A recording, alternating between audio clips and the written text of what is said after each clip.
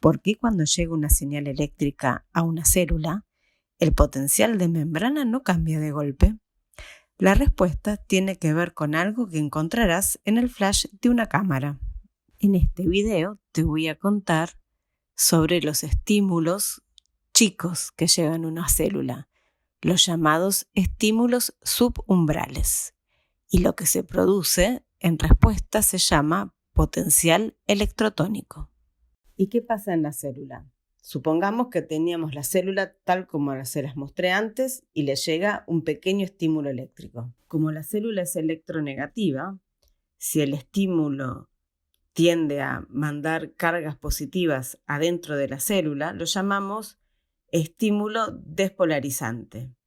En este caso, la membrana se vuelve menos polar porque, como antes tenía más cantidad de cargas negativas cerca de su membrana, ahora va a tener menos cantidad de cargas negativas.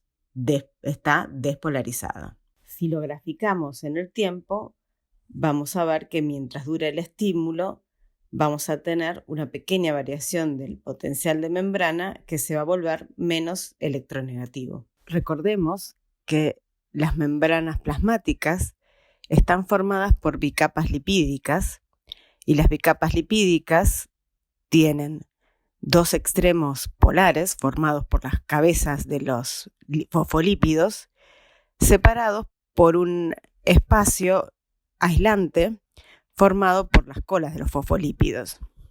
Esta estructura de dos espacios cargados separados por un aislante forma lo que en electricidad se conoce como un capacitor que puede cargarse de energía para eventualmente después liberarla.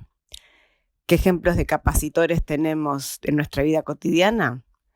Por ejemplo, los rayos, donde se cargan el suelo y las nubes de electricidad y después al liberar esa energía se forma el rayo, el flash de una cámara, o si ustedes se fijaron, la luz del encendido de los televisores, cuando uno apaga, no se apaga del todo esa lucecita roja, eso es porque es un capacitor. Mientras hay electricidad se carga de energía y cuando desenchufamos la tele tarda un tiempo en descargarse. Cuando una célula recibe un estímulo eléctrico despolarizante, en la parte donde se hizo el estímulo, las cabezas polares de la membrana plasmática cambian su polaridad. Donde estaba positivo se vuelve negativo, donde estaba negativo se vuelve positivo y a partir de ahí el estímulo se propaga en la célula. Volvamos al gráfico de cómo cambia el potencial de membrana durante un estímulo electrotónico y miremoslo más de cerca.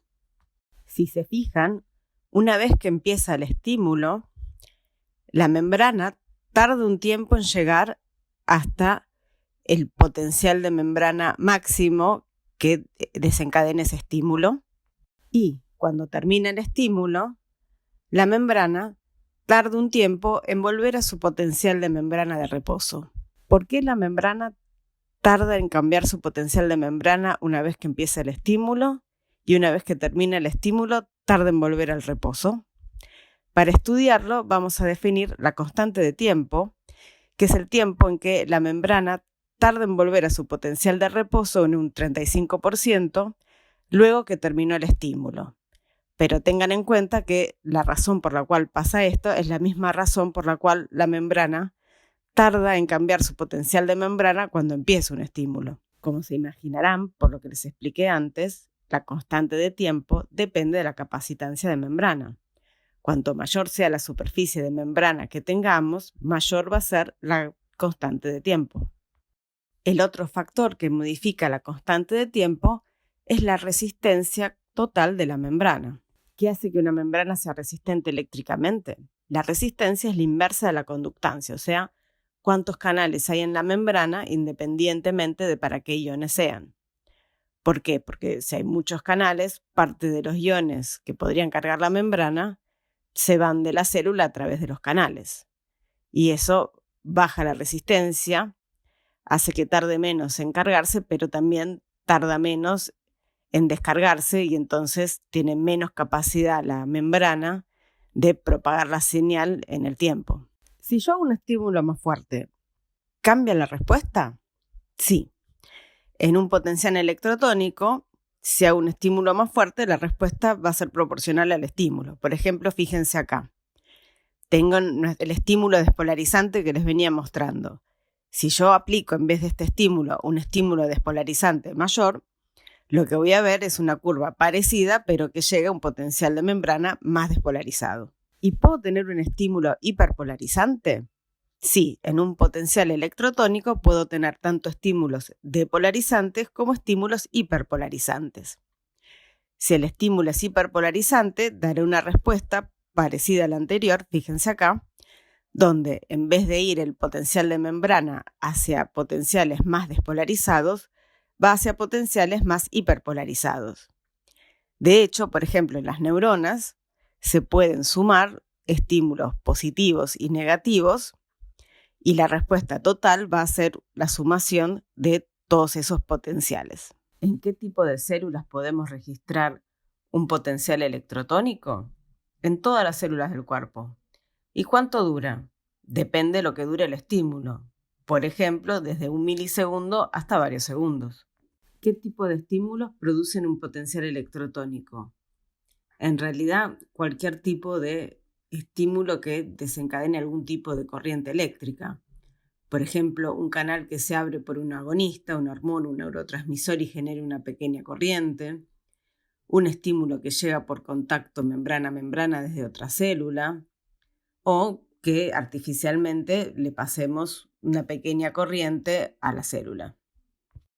Últimas preguntas que tal vez se hacen. Durante un potencial electrotónico, ¿cambian la cantidad de canales abiertos en la membrana? No, no cambia nada. ¿Cambian los potenciales electroquímicos de los diferentes iones? No, no se mueven suficiente cantidad de iones como para cambiar los gradientes de concentración que luego cambiarían los potenciales electroquímicos. Y finalmente, si termina el estímulo, ¿el cambio de potencial de membrana sigue? No, como ya vieron, más allá del tiempo en que tarde en descargarse la membrana, una vez que termina el estímulo, ya la membrana va hacia el reposo. Y ahora, ¿qué pasa si el estímulo es mucho más grande? Lo que se llama un estímulo supraumbral. Esperen al próximo video que les cuento sobre el potencial de acción.